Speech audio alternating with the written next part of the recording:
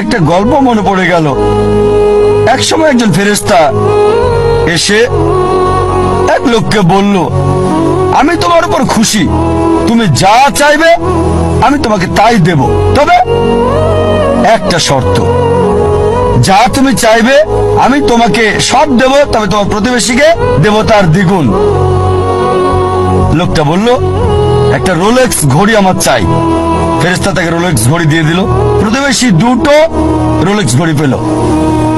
লোকটি বলল, একটা মার্সিডিজ গাড়ি আমার চাই। ফেরেশতা তাকে মার্সিডিজ গাড়ি দিল। প্রতিবেশীকে দুটো মার্সিডিজ দিল। লোকটি বলল, একটা সুন্দর বড় বাংলো চাই। ফেরেশতা তাকে সুন্দর বড় বাংলো দিল। তার প্রতিবেশীকে দেওয়া হলো দুটো সুন্দর বড় বাংলো। লোকটি পরে বলল, দয়া করে আমার শেষ ইচ্ছাটা তুমি পূরণ করে দাও। কি সেটা? আমার একটা চোখ তুমি নষ্ট করে দাও, যাতে কিছু আমি চোখে না দেখতে পাই। চিন্তা করেন, সে তার নিজের চেয়ে প্রতিবেশীকে নিয়ে বেশি ব্যস্ত। তার জীবন সহজ কিন্তু জটিল সেটা ভাবছে না সে।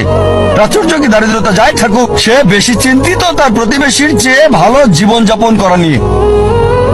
এ কারণেই সে ফেরেশতাকে বলল, আমার একটা চোখ নষ্ট করে দাও, যাতে প্রতিবেশীর দুটো চোখই নষ্ট হয়ে যায়। এভাবে আমরা প্রতিবেশী কেন্দ্রিক। নিজে সুখী কিনা ভাবছে না, দেখতে পারবে কিনা সেটা ব্যাপার না।